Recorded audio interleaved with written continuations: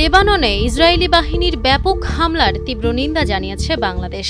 একই সঙ্গে বৈরুতে ইসরায়েলি হামলায় বাংলাদেশি নারী কর্মী দীপালির মৃত্যুর ঘটনায় গভীর শোক ও নিন্দা প্রকাশ করেছে মন্ত্রণালয়। শনিবার সকালে পররাষ্ট্র মন্ত্রণালয় এক বিবৃতিতে এই নিন্দা জানানো হয়।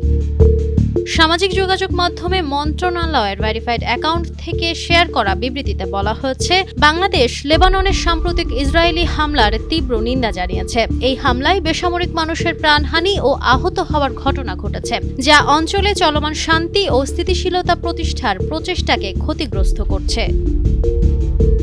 বিবৃতিতে বলা হয়, বৈরুতে ইসরায়েলি হামলায় বাংলাদেশি নাগরিক মিস দীপালির মৃত্যুর ঘটনাতেও গভীর শোক ও নিন্দা জানিয়েছে বাংলাদেশ সরকার। শোকাহত পরিবারের প্রতি আন্তরিক সমবেদনা জানিয়ে এই কঠিন সময়ে তাদের পাশে থাকার কথা জানিয়েছে সরকার। বৈরুতে বাংলাদেশ দূতাবাস নিহত দীপালির পরিবারের সঙ্গে যোগাযোগ রাখছে এবং পরিস্থিতি অনুকূল হলে তার মরদেহ দেশে ফিরিয়ে আনার প্রয়োজনীয় ব্যবস্থা নেবে সরকার। এর আগে গত বুধবার লেবাননের রাজধানী বৈরুতে ইসরায়েলের বোমা হামলায় মিস দীপালি নামে এক প্রবাসী বাংলাদেশি নারী নিহত হন। Nafisa Nowal, Times today.